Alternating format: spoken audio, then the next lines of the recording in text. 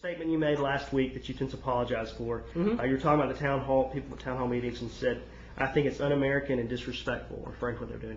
Explain exactly what you meant and where that comment came from. Well, I'm sorry I said that, because I do strongly believe that every American has the right and the opportunity, and should have the opportunity to voice their concerns and to speak out, and certainly that's a part of our freedoms here in this great country. And I probably misspoke in using that word, but I also have to believe, and I know, that most Arkansans were raised like I was, and my parents raised me to be the best possible American I can be, the best possible Christian I can be, the best possible neighbor I can be, to be respectful.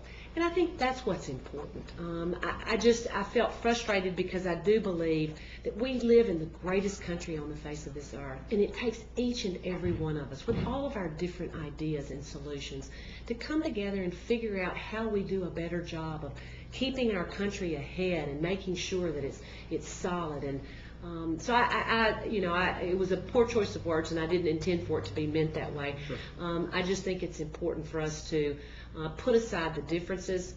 That's why I'm working in a bipartisan way to try to get a health care plan. But also, I think putting aside the differences and making sure that we remember that our conversations can be respectful, that we can disagree without being disagreeable. But that it's important to be respectful of others who are there to visit and talk about the things that are important in ways that we can solve these problems. And I hope I didn't offend anyone. I certainly had no intention of doing that at all. I feel like, as I said, that the way that I was raised is that you look for results and you look to solve problems.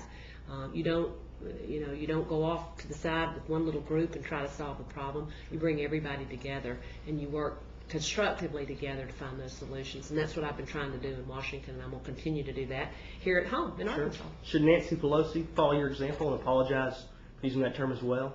She used that term as well. I don't know how she used it, but I think possibly she should. I didn't mean in any way, shape, or form that people should not have or exercise their right to freedom of speech and to be able to speak out. I just would hope that people would be constructive about how we talk about things and how we look for the solutions.